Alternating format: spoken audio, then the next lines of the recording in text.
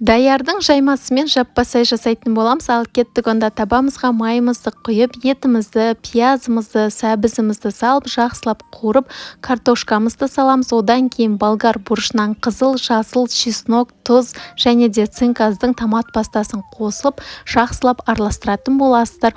Осыдан кейін ыстық су құямыз да 1-2 минуттай жай отта қайнататын боласыздар. Осы кезде даярдың өнімдерін алдын ала 15-20 минут бұрын шығарып қоямыз. Осылай еріп дайын тұрады. Одан кейін май жағып 4 бұрыштап кесетін боламыз. Даярдың өнімдері маған қатты ұнады, қолжетімді, және де бала-шағам ауырып қалғанда, аяқ астынан үйге қонақ келгенде енеме өте ыңғайлы екен.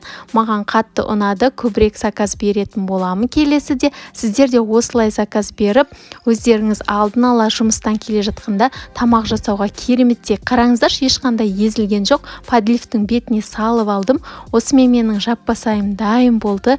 Керемет боп шықты. Сіздер де жасап көріңіздер. Ас болсын.